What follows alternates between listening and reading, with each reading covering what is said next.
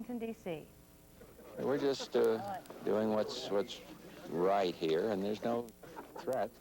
President Bush says he is plenty fed up with Saddam Hussein and, if necessary, will send U.S. warplanes to protect UN inspectors searching Iraq for nuclear, chemical, and biological weapons. There's no threat. There's just determination. That's all there is. Firm determination that he will comply to the letter of the UN resolution. Baghdad claims to be cooperating, but UN inspectors have been frustrated in their attempts to locate and destroy Iraq's weapons of mass destruction. U.S. helicopters could be used to protect UN inspectors if they're not allowed to roam the Iraqi skies freely to conduct surprise visits. And U.S. warplanes would be there too, just in case. Nothing is ruled in at the present time. Certainly nothing is ruled out. There are already 2 U.S. carrier battle groups in the area. Some stealth fighter bombers are still in Saudi Arabia, and the Pentagon has reportedly told some Air Force units in the U.S. and Europe to be prepared to head for the Persian Gulf in a day or 2. There's been no execute order, and if he will comply with the UN resolutions, there won't need to be an execute order. I don't believe it'll come to that. I don't think you do, and I don't think the Defense Department does. But just in case, the U.S. has cut a deal with Saudi Arabia. U.S. planes will be able to fly missions from bases in Saudi Arabia, and in exchange, the U.S. will station Patriot missile batteries on Saudi territory. In Washington, Skip Loescher for Idaho at 5. This is Jake Putnam. The Bush announcement to redeploy some U.S. forces to the Middle East did not go unnoticed at Mountain Home Air Force Base. During the last conflict, these radar-jamming EF-111 Ravens led the first attacks into Iraq. When asked if Mountain Home air crews were on alert, a base spokesman said the Air Force does not comment on contingency operations. At Gowan Field, Major Jim Ball says guardsmen are aware of call-ups, but haven't been alerted. We haven't seen anything in any official channels yet at all. We've been monitoring the news reports and reading the papers like everyone else here in Boise has, I'm sure. At this point in time, it doesn't look like that there'd be any National Guard units involved, let alone any here from Idaho. Captain Mike Gallagher returned from border duty in Iraq with the 3rd Armored Division in May. He's not surprised with the latest news from the Middle East. I'm not surprised at all because, I thought at the time, I understood why President Bush called a stop to it when he did. But at the same time, I thought to myself, this guy's just going to do it again. If he has the wherewithal to do it again, he'll do it again. I mean, as far as Saddam was concerned, he won. He wasn't dead. And that just gave him another day. Senator Larry Craig is monitoring the situation, backs the administration, and agrees with Gallagher. To be, at this moment, a precautionary move on the part of our country to be in place to enforce what we believe is absolutely necessary. And that is the ability of UN forces to do the proper and necessary inspection as it relates to Saddam Hussein and his current military power. Although no Idaho National Guard units have even been alerted, they say they're ready to fight at a minute's notice. From Gowan Field, Jake Putnam, News Center 7. After giving the order to begin moving U.S. military forces in place, President Bush began visiting western states. You may have noticed from our earlier story, he was in Arizona. And then this afternoon, he visited Salt Lake City, where he will be spending the night. While in Utah's capital, Bush is visiting a children's hospital and meeting with leaders of the Mormon Church. Rick Lance is here with us now. You've had a delightful job this week, Rick. I have. It's very nice today, but of course we have some clouds that are moving in. They are not rain clouds, though. And if you take a look at our temperature, we're above 8. 89 oil spill in Prince William. Another worship location is found. Members of the New Singles Beginning Church led the first. State and federal officials have identified 350 fuel-soaked, contaminated sites in Idaho. Sites that threaten your drinking water. News Center 7's Jake Putnam reports the state of Idaho is getting an innovative handle on the problem. All across the state, seems like this has become a part of the landscape. Aging underground storage tanks dug up and replaced in an effort to keep gasoline out of the state's groundwater. With tanks in virtually every community, all Idahoans face the possibility of groundwater contamination. Governor Cecil Andrus has kept close tabs on the underground water problem. We need to protect both the surface and the underground water of this state for future generations, and we decided we were going to do it ourselves, and we're doing it. Andrus and the Idaho legislature turned to the state insurance fund in 1989. Their goal? Inspect, then insure every underground storage tank in Idaho. Underground storage tanks and above-ground storage tanks that EPA has said that has to be insured or has to have some kind of financial responsibility on them by October 26th of this year. All tanks installed prior to 1970 have to have mandatory inspections and leak detection systems. All tanks now have to be registered with the state and carry an insurance policy to cover expensive cleanup costs. We are really the only means by which they can now obtain this insurance. And it only costs them the cost of having a tank tightness tester come out and test their tanks to make sure that their tanks are tight, and then just $25 a year per tank. With the EPA stepping up enforcement in the coming weeks and hundreds of impending fines, 9,000 underground tanks now have been registered. But the EPA says there could be another 4,000 underground tanks still out there, with some tanks possibly leaking gasoline into the state's water supply. Jake Putnam, News Center 7. And with strict new EPA groundwater quality standards throughout the nation, Idaho is recognized as a leader in containment of groundwater contamination. In fact, the State Insurance Fund is telling other states how to inspect and insure underground sites. The Idaho Transportation Department is taking on a new construction project, this time for travelers of a different sort. Transportation officials are building a new section of sidewalk that will link the Chinden Orchard bike path with the Greenbelt.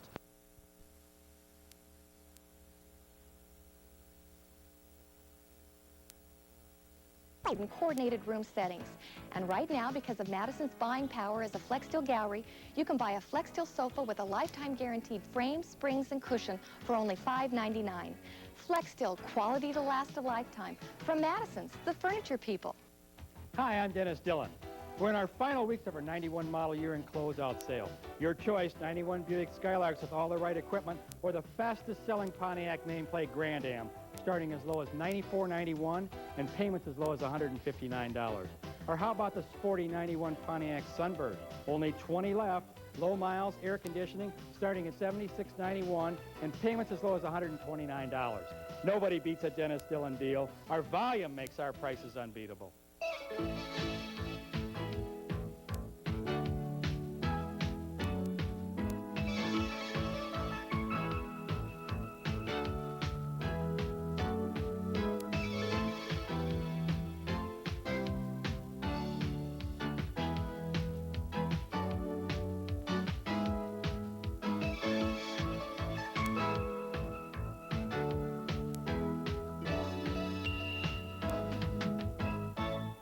This picante sauce says it's better than the salsa made in New York City.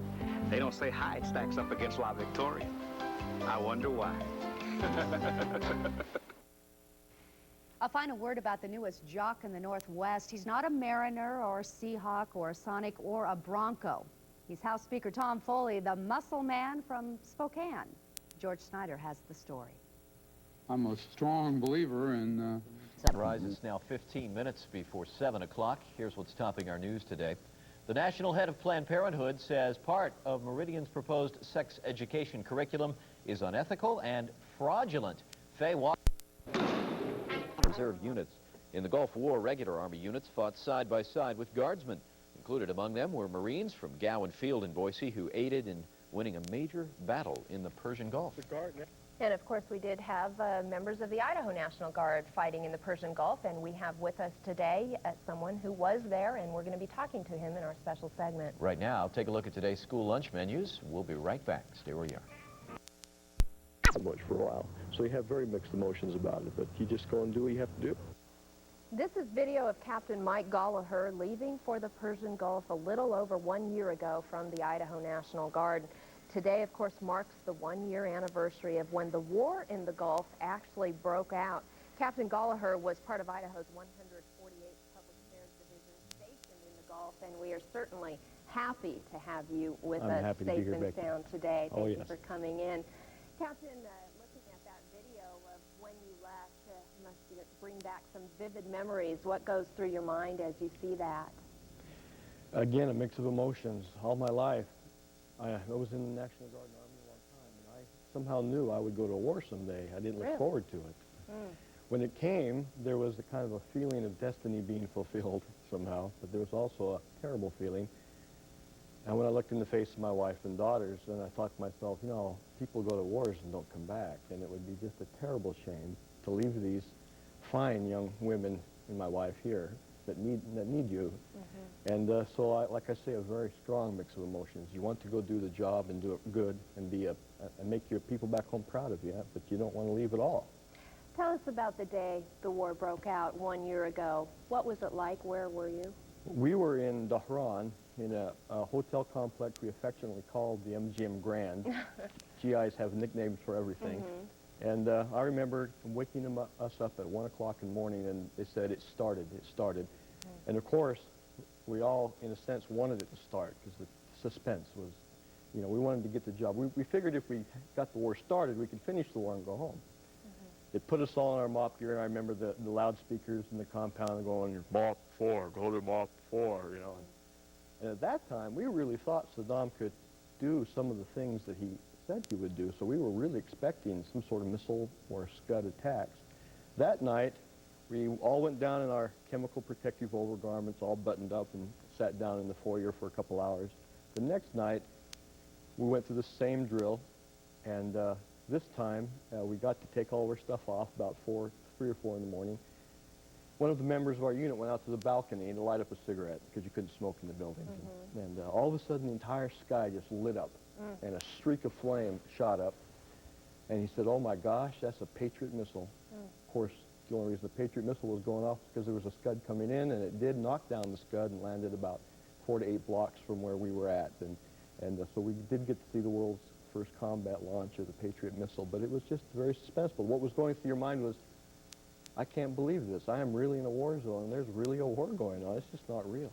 And you actually were on the front lines. You escorted photojournalists, I believe. That wasn't, but a couple days later, they put us out in the desert, and that's where I stayed for the next 4 months. And we were in the Hail Mary sweep of the 3rd Armored Division, and we took many photojournalists, newspaper, Time Life, and broadcast specialists through Iraq into Kuwait and back into Kuwait, and so it was quite an experience. Well, thankfully, it did not last too long. We do have some video of your return home. If we can look at that, here you are. And were you surprised that it ended relatively so fast? No, I wasn't. Once it started, I knew that we had the combat power to knock them out, and we're good. What I was surprised at was the absolute professionalism of everybody I saw in the Army, the National Guard, and the Reserves. I was really proud of them. They didn't kill people they could have killed by the Geneva Conventions. We passed them by. We said, we want you to give up. Before we leave, of course, we have to mention right now the CIA director saying Saddam is still a threat, Iraq possibly having nuclear weapons, rebuilding chemical weapons. Was it worth it? Yes, it was worth it. I personally, and everybody at the combat front lines, the scouts and tankers, all wanted to go to Baghdad. But you talk to them 2 weeks later, they wanted to go home. But at first, they wanted to go get him. And I personally think it would have been a good idea. But you see, we would have had to occupy the area. There would have been a terrible power vacuum. And we would have had to occupy the area. I don't know if American people would have wanted to do that. What we did accomplish in doing was very important.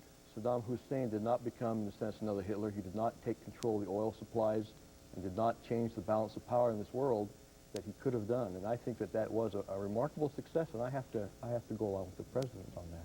I'm sure we'll be hearing a lot more about that today. Welcome home. Oh, Glad nice to see here, you. Becky. Thanks for coming in.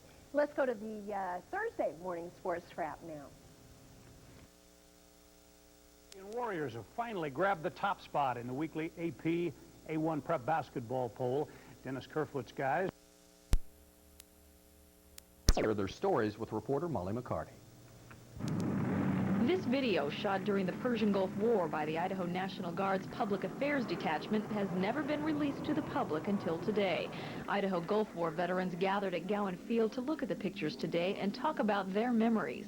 This is one they'll never forget, interviewing a captured Iraqi soldier who pleaded for mercy. Just don't kill us, please. Nobody's going to kill him. No one's going to kill him. For Captain Mike Gallagher, the first day of the war will always stick in his mind. I remember what I was doing that night. I was sleeping, and then I heard somebody come in to wake us all up, and they said, it started. It started. The next night, the first Scud hit Dhahran. At first, Specialist Don Parker thought it wasn't a real attack. You know, if it were real, real scatter, real air raid, you know, you'd see those Patriots over there go off. And I was just pointing out there, and all of a sudden the horizon lit up, and this missile shoots straight up in the air. For Marines, the most memorable part of Desert Storm was the ground war. That's where Captain Scott West got separated from his group and was told an Iraqi brigade was headed his way. I remember that very well, thinking, holy shit, here we go, and I'm lost. On this one-year anniversary of the war, the memories are still fresh in these soldiers' minds. Memories of uncertainty, fear, and pride. I'm still coming to grips and trying to understand the meaning of the whole thing. You know, what it was exactly that we did and what the importance of it was. And I still feel strongly that we were there for a purpose. That night seems like yesterday to me, and I think it probably always will. Molly McCarty, Eyewitness News. 3 Idaho-based soldiers were killed in the Persian Gulf War. Sergeant Andrew Moeller from Paul, Idaho, and Captains Douglas Brott and Richard Eichenlaub of Mountain Home Air Force Base. EPA and health and welfare officials signed an agreement today to help the Air Force clean up hazardous waste at the Mountain Home Base. Drug education works into every subject. I'm not going to take drugs, and you shouldn't either. Hey man, drugs are cool. How many like that one? Second graders in school spills. Others, like Glenn Naylor, have decided to get out of the business while ahead. Every time you have a spill or oil or gas or anything like that, you got to have the fire station out there and the EPA's right out there and it all out, make sure that it don't get in the ground. According to the State Insurance Fund, Idaho had at least 10,000 commercial fuel tanks in 1991. Now, only 5,400 tanks remain in operation, and each month, more gas stations stand empty. EPA storage regulations call for high-tech storage tanks and monitoring systems. At some stations, that means digging everything up and starting all over again at great expense. Expenses were so high, and you had to buy the tanks and replace all your old tanks, even though they weren't bad. You had to replace them, and they give you so long a time to replace them after you put them in before. But it's closed many, many gas stations because people can't afford it now. State Department of Environmental Quality officials say Idaho's groundwater is in danger from leaking storage tanks. We keep discovering more and more tanks out there, and we feel like we've only so far found a small percentage of the full number of tanks that have been leaking in the state. State Insurance Fund administrators urge gas station owners to get their tanks inspected, get insured, and avoid expensive cleanups. $1 million worth of insurance goes a long ways towards cleaning up these spills. And the deductible for commercial tanks is only $10,000. And the cost is only $25 a tank, plus whatever it costs for a tank tightness test. Bottom line, petroleum industry officials say more and more gas stations will go out of business this year as a result of EPA guidelines, and motorists can expect to find fewer places to fill up and more expensive gasoline. Jake Putnam, News Center 7. If you've driven to the pump lately, you know gas prices have taken a big jump. The AAA says the average price of self-service unleaded gas is $1.28 a gallon. That's an 8-cent increase since Memorial Day. Idaho's gas prices are 9 cents above the national average. Well, an example tonight of just how dangerous fireworks can be. Boise firefighters put out a grass fire this afternoon at Cloverdale and Goldenrod. Fire investigators say the blaze was sparked by kids playing with fireworks. The flames spread quickly, but crews...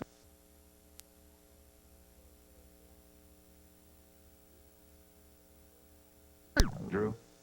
I'll go for a while. I'll have to leave early. I have some plans. What kind of plans? Oh, no, don't you go getting all nosy, my friend. As soon as the time is right, I'm going to tell you all about it. Yeah, but you still... Now, listen. Didn't he say there was a party for us to go to? Okay, then let's stop. And no thunderstorms, so that's good for tonight. Now, tomorrow, things are potentially worse. There is a chance of thunderstorms forecasted, dry thunderstorms.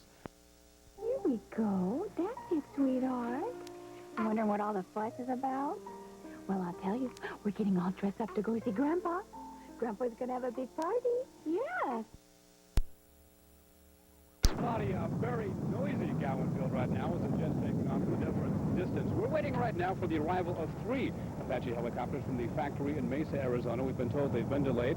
They were supposed to be here at 4. They will be here later on tonight at about 7 p.m. Behind me, we do see one Apache helicopter. You see it on the ground. The Apache is one of the most sophisticated helicopters ever built. But up until the Gulf War, little was known about how it would hold up in actual combat. It performed extraordinarily well. It performed above expectations. It outperformed the Cobra, which it was designed to replace. The Apache's role is to attack tanks and other armored vehicles from a distance. It's equipped with laser-guided Hellfire missiles, a 30-millimeter chain gun, and a 70-millimeter aerial rocket system. In other words, enough firepower to get the job done. It cannot be surpassed with any other helicopter in the world today. It's just fantastic with the way the missile system is designed to protect the aircraft and the aircraft survivability equipment. There isn't any other match in the world today for the Apache. The Idaho National Guard will be getting a total of 18 Apaches. They'll be part of the 1st Battalion, 183rd Aviation Regiment. The Guard says it costs $1 billion to field an Apache division. They cost $15 million each. Some of that money will be seen locally. In order to take care of these Apaches, we're going to have to build an $8 million aviation support facility here at Gowan Field, and so that will take care of all the maintenance, the operations, and everything like that. Interested in knowing what the economic impact is of the Army base here. We actually have $40 million in payroll being contributed by the Army National Guard right here in Boise. Now, Paul, we all have heard, though, that the military is being downgraded, bases being closed. Why do they need new Apache helicopters here?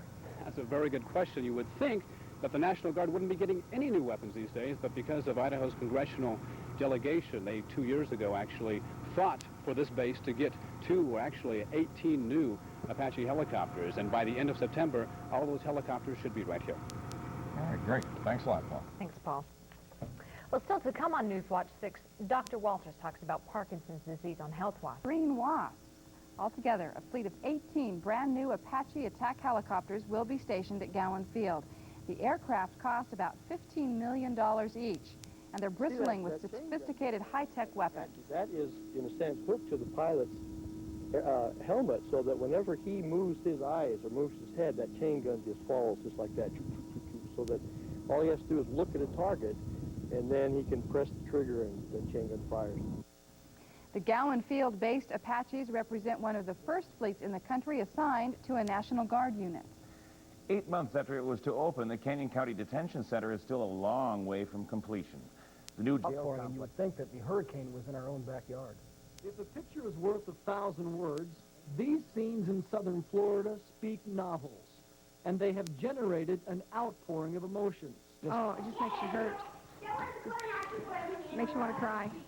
But Levita knows that tears won't help.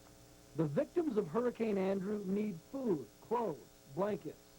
So she and other volunteers are turning emotions into momentum. They're organizing a Treasure Valley relief effort. Their aim is to fill 1,500 boxes. And you hope to fill them all up by how? By when? Is there a deadline here? Yes, by next week. We'd like to get it on the road by next Friday. And next Friday it will be. If these people have anything to say about it, it's not sympathy or empathy. It's just human. We just like to help, and they needed a lot of help. If I was in their shoes, I'd sure want somebody to help me. The Idaho National Guard is also on the relief bandwagon. The Guard is joining the Red Cross effort to raise money and gather food. The National Guard has always been associated with helping, especially in disasters, and helping those that need help. And so Operation HARP will help collect foodstuffs and cash from throughout the state of Idaho and collect it here in Boise, and going through the Red Cross will be able to get it to the hurricane victims. Now, if you would like to help, you can call the Women's Ministries of the Assemblies of God Churches at 466-8101. The drop-off sites are Nampa Christian Faith Center on Central Midland, Payette Assembly of God on 5th and 7th Avenue North, and the Boise Assembly of God Church on Fairview. Now, we talk about turning in a lot of goods and foods and sheets and stuff, but we're in Florida now. It's 90-some-odd degrees. These people need sunscreen. They need light clothing. So when you think about that, when you drop off your goods and stuff, keep that in mind. Sunscreen is a big need down there. You have family down there. How'd they all I come do. in? They were in Orlando, Oh, which is okay. about 2 hours north. And I'll tell you, they just missed it, but they are in on the relief effort as well. And it is bad down there. Well, it's neat to see people mobilizing. Thank you, Trace, for the story. You know, one of the things Andrew victims need the most is good plywood. and at least one company is blaming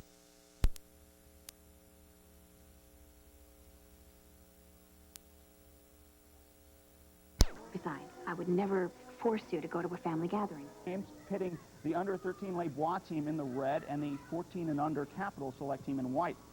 This one belonged to Capital as they shut out Les Bois by the score of 3-0 and claim the championship in that division. The boys under 16 championship Mirage in the red, ready to score. The header just goes right. Then just a minute later, Phil Gavauer scores a breakaway goal, but offsides nullifies the score. Mirage would win anyway by the score of 2-1. To the scoreboard, we see the Mayor's Cup in the girls 12 and under. It was Les Bois United over Capital Select 1-0. In the boys under 12, it took two overtimes and 14 shooters in sudden death, but Capital Select holds off National 3-2, and the boys under 14, it was National over Capital Select 2-1. Moving indoors for racquetball this afternoon, a state tournament at the Park Center Health and Racquet Club in the open division.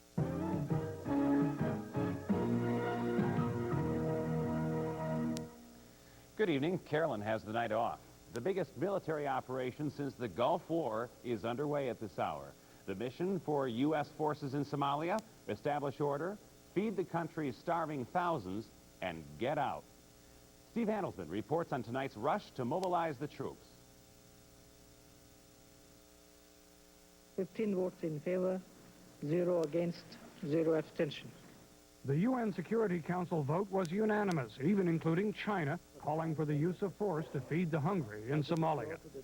Once deployed, our military forces will remain in Somalia no longer than is necessary.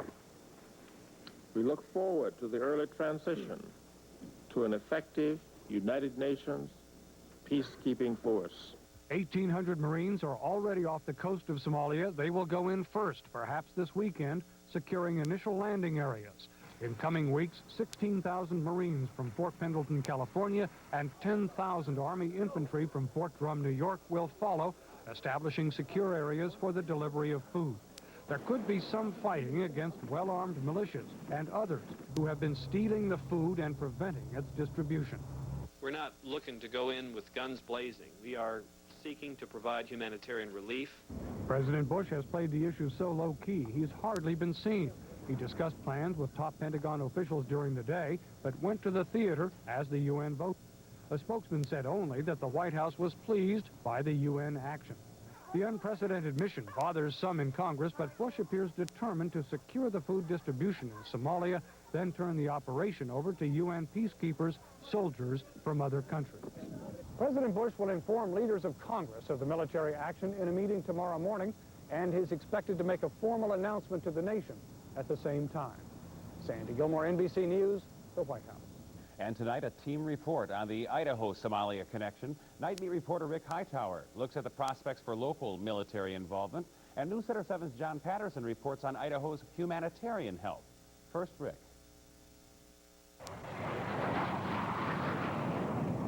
If there is any movement of Idaho troops to Somalia, it will most likely come from here, Mountain Home Air Base. Right now, Mountain Home's Public Affairs Office says it's too early to speculate whether the composite wing aircraft will be used to support U.S. Marines headed to the stricken country. As well, the 6,000 members of the Idaho National Guard are not expected to be mobilized either. Idaho Guard Captain Mike Gallagher says this mission is far different from that of Desert Storm. Desert Storm, there was a clear objective. It was a military objective. It was in some ways ideal. As you know, the reason we have armies, and what armies do the best, is to destroy things and kill people if the need arises. In this situation, that's not our mission. The situation here is trying to protect food shipments and get them to the people who need them the most. Those inflicting starvation and death upon Somalians are, for the most part, bands of marauders.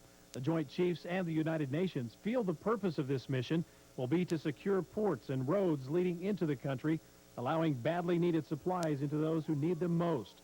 Some feel this will only become a war if rebels decide to interrupt that mission, a mission expected to take only 2 months.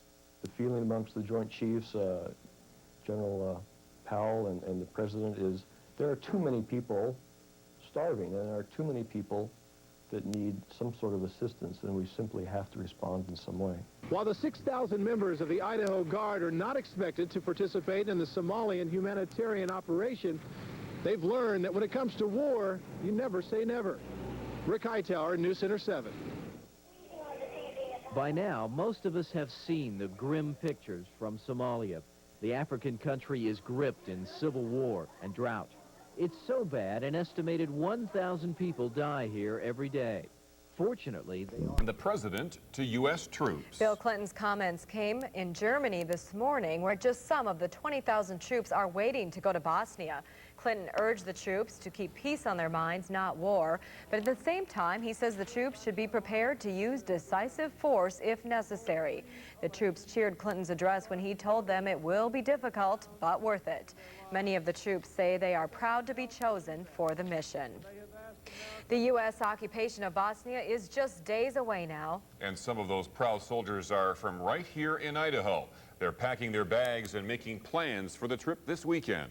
Captain Michael Gallagher of the Idaho National Guard is one who's about to leave on a 4-month tour of duty. He knows what to expect. He's been in this position before. News Center 7's Jake Putnam explains. Captain Mike Gallagher will work with the same U.S. peacekeepers that President Clinton had lunch with today. This is the second time this decade that Captain Michael Gallagher has been called to combat duty. Gallagher and members of the 148th Public Affairs Detachment returned from Desert Storm in May of 1992. Now, the career National Guardsman will leave Tuesday as part of the United States 20,000-man peacekeeping force in Bosnia. Basically, it's public affairs. The guy on the ground that will assist the journalists there getting the story. Gallagher did the same thing in Desert Storm, spending the ground war in combat, escorting network correspondents to the dangerous front lines. Gallagher says Bosnia represents more dangers. I don't see it as being very similar at all, to tell you the truth. In some ways, I almost see this as being more dangerous. And this Desert Storm, we knew who our enemy was. He was in front of us, and we were attacking him. And everybody in behind us was our friends. Gallagher and many others say this is a hard conflict to pigeonhole. He'll do his job and try to make it home safe and sound. The plans to... Meanwhile, in a news conference in Germany, President Clinton emphasized the peacekeeping mission. The men and women with whom I spoke today are committed to the humanitarian mission of saving the lives of children and innocent civilians, and they understand that they are going there not in war, but in peace. Gallagher says his job will be doubly important in Bosnia because the peacekeeping mission will be a show of public perception, and it'll be a mission where the written word and evening news could dictate the success of the peacekeepers. Jake Putnam, News Center 7. Gallagher will take off on Tuesday morning, as we mentioned, and join the peacekeeping force later in the week. Mike Gallagher has 5 kids and has lived in Idaho his whole life. 2 suspects will be arraigned Monday for the death of Travis McIntyre.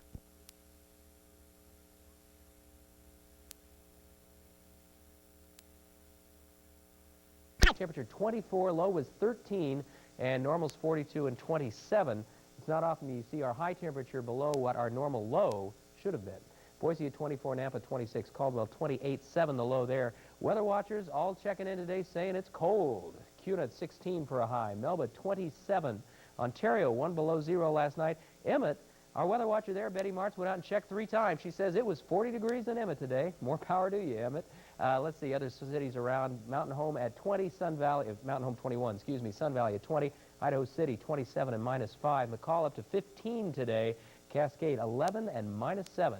Cold weather there.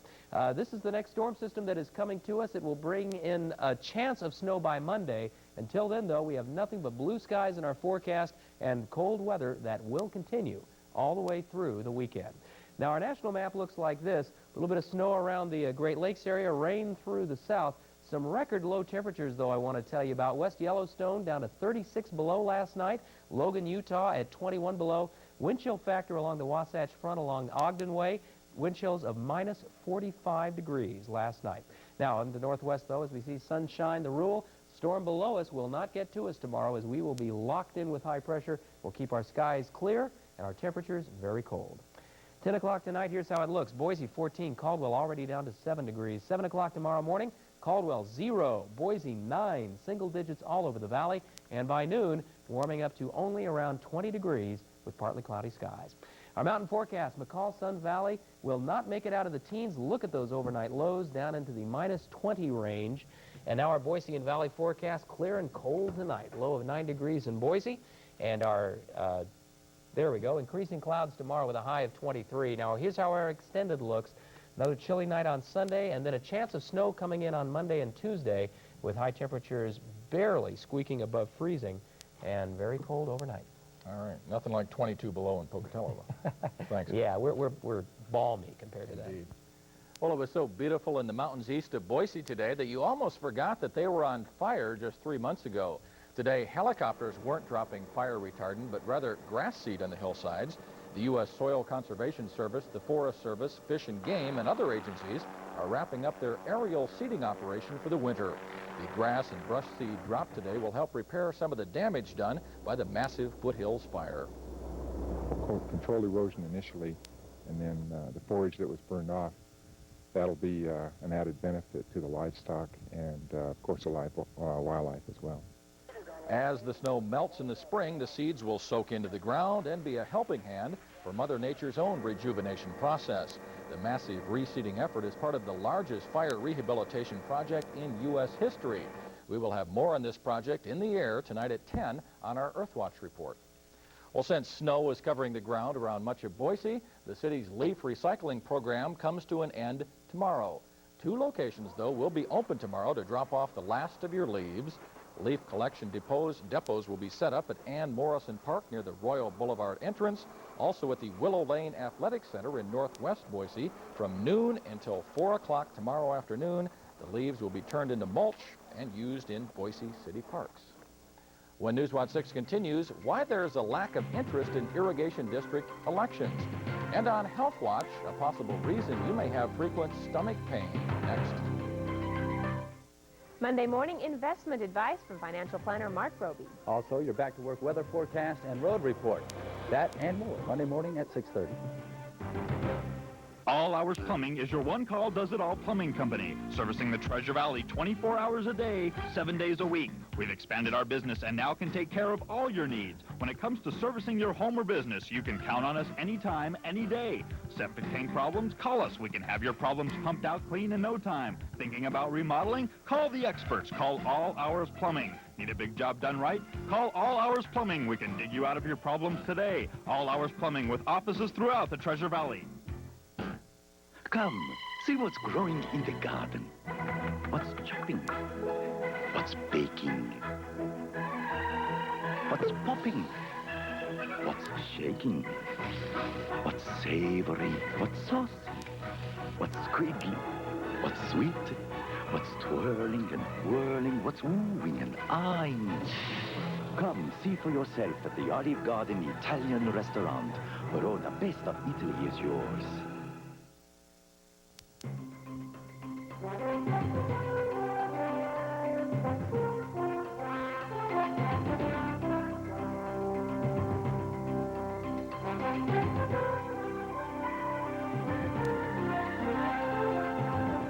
Tonight on TGIF, it's the power of positive thinking. Lord, give me the strength to win for my woman. Family Matters. Then it's a thoughtless gesture. Mom shut off the cable.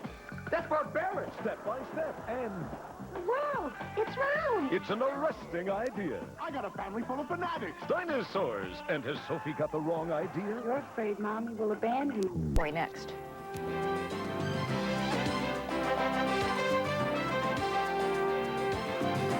TI, Channel 2, your news authority. Idaho's only soldier to be sent to Bosnia got on a plane headed to the war-torn country early this morning. As Rich Wright shows us, this isn't the first time that Captain Mike Gallagher has left his family and country behind in order to promote peace in other parts of the world. By 7:30, Captain Mike Gallagher was at the Boise Air Terminal preparing for a flight that would last nearly 24 hours. I've only been on a few of them, but they're just long. Gallagher's going to Bosnia the long way. Boise to Chicago, to Washington, D.C., to Italy, and then to the war-torn country. Okay, how many bags are we checking? 1, 2, 3? His mission this trip will be much like the one in Desert Storm, to help American journalists get their story back to us here at home. Okay, there we go. Good luck to you. Thank you now. Gallagher's tour could last as long as 5 months. For his wife and 5 kids, it'll seem like an eternity. They're already preparing themselves for his absence around the Christmas dinner table. Originally, they wanted me before Thanksgiving, so the blessing to me is at least I got to have Thanksgiving. He also got to celebrate his son's first birthday, who Gallagher says is a product of Desert Stork, since his wife became pregnant shortly after his return from the battle with Saddam Hussein. In fact, there is one fantastic picture here that I said you guys should have. While pictures were passed around, Gallagher's family talked about the situation in Bosnia. His mother feels it's all poor timing. I feel like this is not an emergency, and they could wait till after Christmas. I really feel that way. After saying their goodbyes, it was time to go. And just as he has before, the National Guardsman flew off to another part of the world in hopes of preserving the peace found right here at home. Rich Wright, Channel 2 News. Currently, America is prepared to send 20,000 troops to Bosnia. They'll be joining with other NATO forces in an attempt to restore peace between the warring factions there. Yeah, it seems like here in Boise, though, in the whole Treasure Valley, lots of Oregon, everybody's attempting to get home safely. We have some definite snowy weather to talk about. It's good. Look forward to coming back. I'm going to miss him and worry about him and wish that he was here for the holidays, but it's part of the job. Gallagher will serve as a public information officer in Bosnia. His duty will last 5 months. The public spotlight shines tonight on the newest addition to Mountain Home Air Force Base. An informational meeting is planned for the transfer of a B-1 bomber squadron and more than 500 new personnel. The move.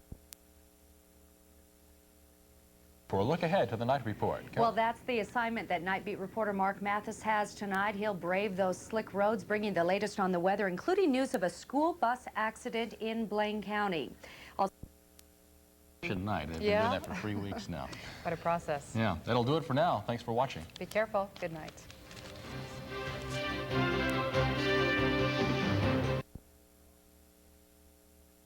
As part of that force, this morning, Idaho National Guard Captain Michael Gallagher of Boise left for Tuzla, Bosnia.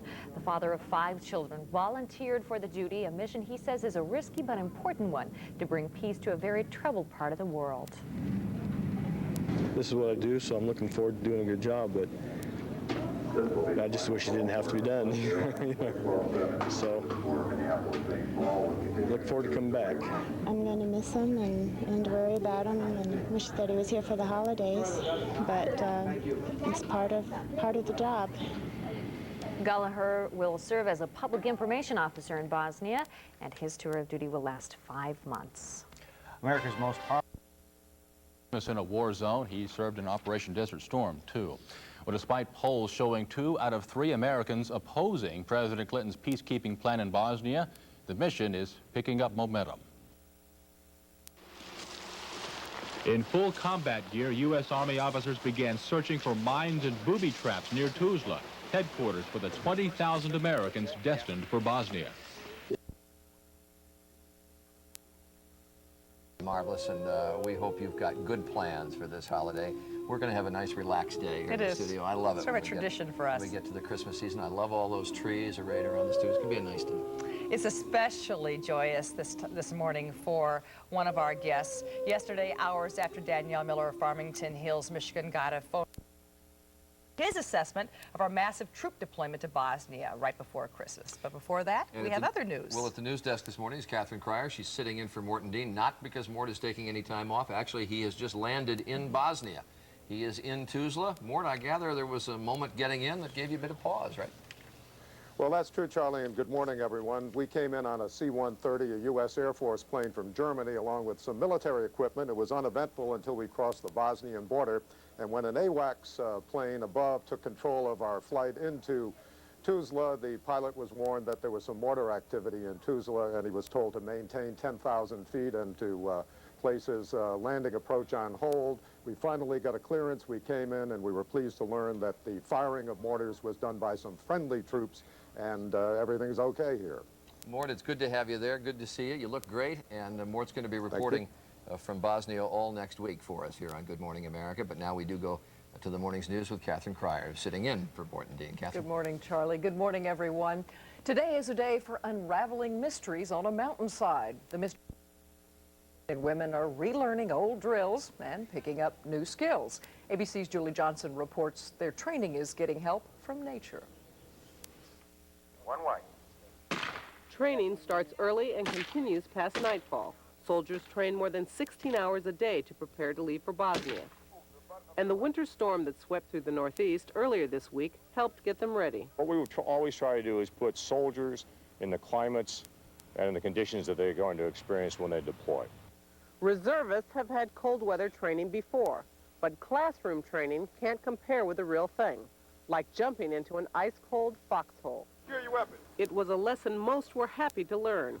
If you can't do it here, what are you going to do in Bosnia, where it's much snowier and much colder? Cold weather gear is standard equipment for every soldier. Success for us today in this room right now is if we get your mask on your face and it doesn't leak. And reservists learned how to use their new gas masks. This training drove home the seriousness of the mission. This will protect us. This type of mask is that important. Training will be over for the first 250 soldiers here as early as tomorrow, 2 days before Christmas, for a mission that could extend beyond Labor Day. Julie Johnson, ABC News. Are in such a great rush themselves, but I gather the weather has pretty well held up these operations for a while. Well, I wouldn't go as far as saying that. I think our plans have been flexible enough, and we had anticipated weather like this time of year. So I'm quite well satisfied that where we're going, and the thing that probably satisfies me the most, that the leaders have recognized the weather and the hazards that that brings and have slowed down the operation to ensure that we're doing things safely and correctly. And we are still essentially on schedule. So I wish the weather were better, and I'm sure that those people over there do so even more than I. But I don't have any great concerns at this point. When is the anticipated date when all the 20,000 troops are in place? Probably the first week in February, but again, the weather will have something to say about that. Do any delays at the front of this perhaps mean delays at the back end? Not yet. Again, it goes back to the flexibility of the plan. The last thing we wanted to do is to lock ourselves so much into specific dates that at the slightest interruption of the flow, we would somehow fall behind schedule. What we're watching more than anything else are the key events that occur in Bosnia. For instance, the next big event is the 19th of January, when the separation between the forces has to occur. And there we need to have a certain amount of troops on the ground to make sure that we can overwatch the implementation of that important step. And already in anticipation of that date, I gather some Bosnian Serb leaders and forces have been pulling back from areas that they have occupied. But while Secretary Perry said yesterday the compliance so far has been encouraging, there are also some reports that some Bosnian Serb leaders are not letting their people leave, still hoping that there might be a change or a renegotiation of some of the Dayton Accords. On balance, I would tell you that I am very well surprised, and in many cases pleasantly surprised how well it is going. On the other hand, we ought to also anticipate that there will be certain leaders, particularly on the Bosnian Serb side, who might not be satisfied with the arrangements that had been reached, who hope that in a coming days they can somehow influence the outcome. It's important to understand that all parties signed up to these agreements, and we expect them all to live up to the agreements, one and all. The leaders signed, but I was interested that General Nash, the commander over there, said yesterday that really this peace agreement is up to the natives themselves, the parties themselves. If they want peace, he said, then we'll have peace. Are there signs that the people who are doing the fighting and the people themselves want peace? Certainly, General Nash is in a much better position to see that firsthand than I, but sifting through the reports, I would say that's absolutely correct. And again, from that point of view, I'm encouraged. Very mindful of the fact that Monday is a very special day for so many people, and these are as the troops go in. Is Monday just a regular day over there, a working day, or what happens? Well, I think they will, for them it will be a working day, but it is a very special day, and so I would be very remiss if I didn't take this chance to thank all our men and women in uniform, wherever they might be and wherever they might be serving the special holiday season, to assure them, first of all, of the full support of all of the people from the United States, and to wish them all the very best for the holidays and a safe and prosperous New Year. General, well said. Thanks for being with us. Thank you very much, sir. And a happy holiday to you. Thank you, and the same to you. The chairman of the Joint Chiefs of Staff, we had a chance to talk just a few moments before we went on the air. 16 minutes after the hour, still ahead on Good Morning America, actress 1,450 American soldiers now on the ground in Bosnia, and that means 1,450 different stories of Americans who were taken from one venue or another and taken to Bosnia, and we thought over the next few days you should have a chance to meet many of them. Joining us this morning, Captain Michael O'Gallagher from Boise, Idaho. He is in the National Guard in Boise, but he's over assisting the 325th Infantry, the group responsible for all security at the U.S. base over there. Captain, good to have you with us. It's good to be with you. Very good. I suspect it's very strange. You've been in country, as they say now, for how long? Well, I left home 6th of December, and we had some delays, you see, so I just got here about a week ago, I believe, Charlie. How much notice did you have that you were going to be called up and going over? Well, I knew a little bit in advance. They called me and asked me if I would like to come and help out with the effort a little bit, and so I talked it over with my wife, of course, first, and then my boss, and they let me go, so here I am. So Christmas with your family was what day? Well, you know, we just didn't have a lot of time. We had a lot of things going on, so we didn't really have a Christmas. I told everybody, I said, don't spend any money on me, save it until I get back, and that way you can spend it on the kids. Captain, we have seen pictures of the inclement weather, the fog and the snow and the cold. Give us an idea of what it's like weather-wise and what you go through in a day. Today's very warm. In fact, I'm almost sweating here, but it was very cold. The first night we got here, I must tell you, it was night, and it was foggy, and it was very cold, and I had to escort somebody to the main gate for some reason, and I'd never been to the main gate, and I was quite nervous, of course, because my wife had told me, you must walk only on the pavement there, Michael, she said, because we'd heard so much about the mines, but it's just been very cold. We had one company of Charlie Rock that had to sleep out in the rain and the snow, so they were quite miserable that night. You want to compare this weather with Boise? Well, you know, it's much drier in Boise. It gets as cold and it snows, but it's drier in Boise, so the wet here was, it chilled me to the bone, it did. Are any of the troops there doing anything in the way of their own little away-from-home recognition of the holidays, putting up any decoration or anything like that? Well, they are. We didn't have, this is a light airborne infantry battalion, so what we have on our backs is what we came in with, and so we didn't know if we would have anything in or not, but I know that the commander, Colonel Scaparrotti, secretly stashed away 500 candy canes. And his plan, I believe, I'm serious, his plan, I believe, is to go about and play Santa Claus. An airborne battalion commander playing Santa Claus is something I must see. Captain, we have about 45 seconds left. You have 5 kids at home? I have 5 wonderful children, and I just really miss them. You should take a moment to say hello to all 5 and to your wife. Oh, I have 3 wonderful girls, the oldest 18 going on 24, Cara, Leah, and then we had a break, and then I have 2 sons, and the first, I have his picture here, do you want to see it? Yes, we do, sure do. Yes, I carry it with me, Monroe, and his name is Monroe, and I don't know if you can focus in, but this was taken when he was a year old, and we didn't know we were both pulling the same face at the same time. It's a wonderful, wonderful picture. Yeah. And your wife's name? Your wife's name is Nancy. Well, Nancy, and to all the kids, you can send your best yourself. Merry Christmas. We wish you all the best, Captain. Merry Christmas to you. Thank you so much. Thanks for being with us. We'll be back. The Maglite flashlight, the world's finest, crafted from solid aircraft aluminum, sealed at each.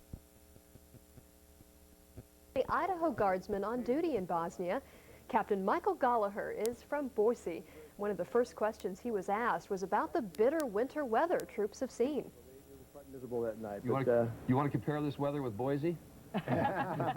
Well, you know, it's much drier in Boise. It gets as cold and it snows, but it's drier in Boise, so the wet here was, it chilled me to the bone, it did. Well, Gallagher is working as an information specialist with the Army's 325th Infantry Division. He did get a chance to say hello and wish his wife and 5 children a Merry Christmas.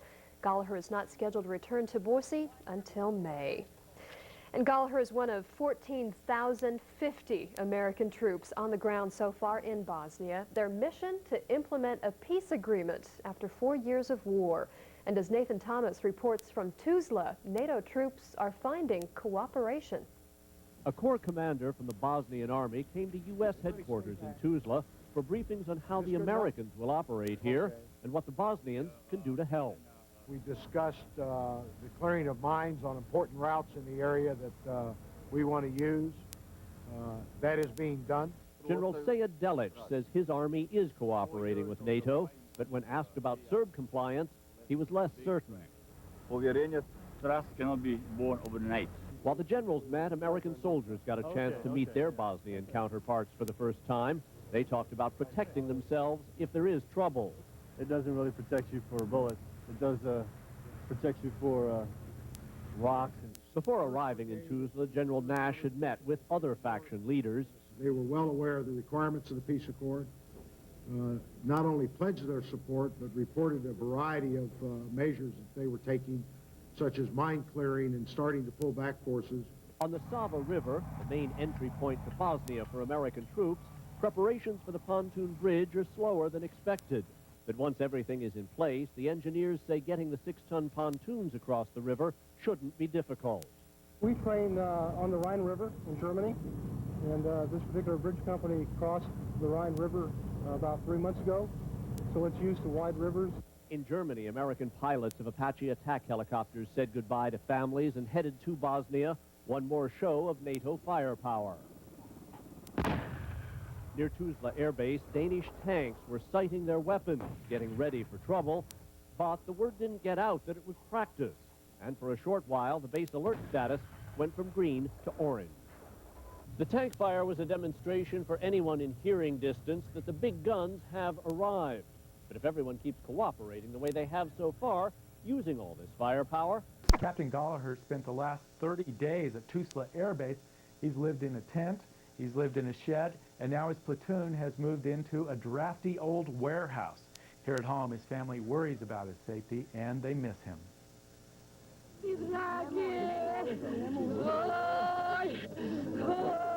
These are the faces of war, seen by Captain Mike Gallagher.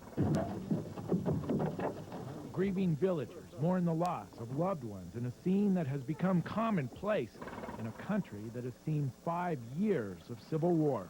You just have to look in the faces of the people. It's just a hopeless despair. Look, this is so many of them.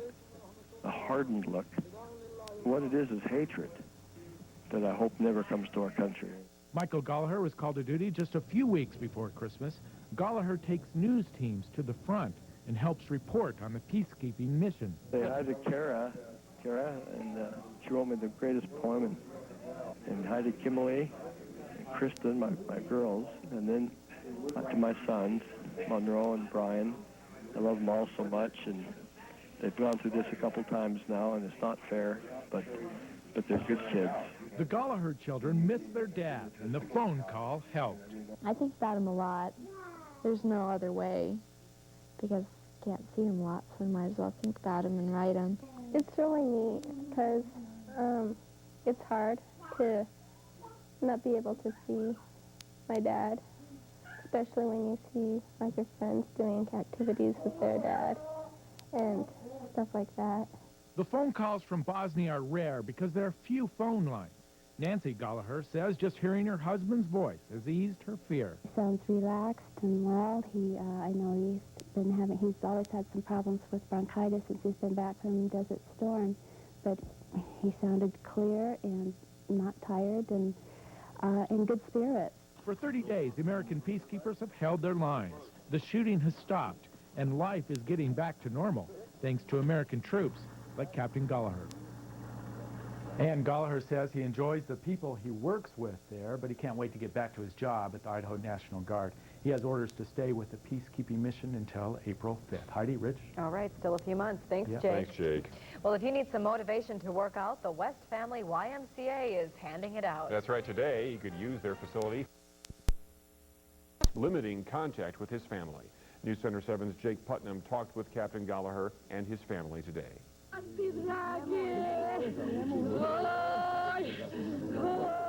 These are the faces of war seen by Captain Mike Gallagher.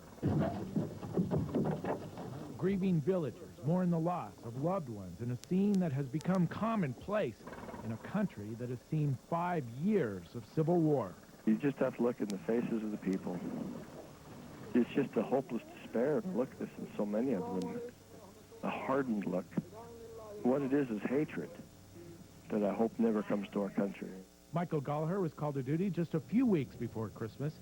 Gallagher takes news teams to the front and helps report on the peacekeeping mission. Say hi to Kara, and she wrote me the greatest poem, and hi to Kimberly, and Kristen, my girls, and then to my sons, Monroe and Brian.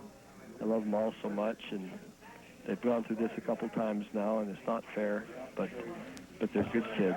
The Gallagher children miss their dad, and the phone call helped. I think about him a lot.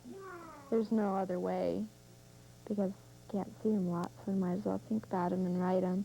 It's really neat because it's hard to not be able to see my dad, especially when you see like your friends doing activities with their dad and stuff like that. The phone calls from Bosnia are rare because there are few phone lines. Nancy Gallagher says just hearing her husband's voice has eased her fear. He sounds relaxed and well. I know he's always had some problems with bronchitis since he's been back from Desert Storm, but he sounded clear and not tired and in good spirits. For 30 days, the American peacekeepers have held their lines. The shooting has stopped, and life is getting back to normal, thanks to American troops like Captain Gallagher. Jake Putnam, News Center 7. Gallagher has orders to stay with the peacekeeping mission until April 5th. He enjoys the work, he says, but he also misses his job at the Idaho National Guard. I bet he's anxious to get home. Oh, I bet he is. Lots of cold, wintry weather over there. Oh, we're and getting some here. cold, wintry weather here as well, some storm advisories north of us. And even though it may be getting a little bit tough outside, it was just an invitation for some diehard softball players today. And they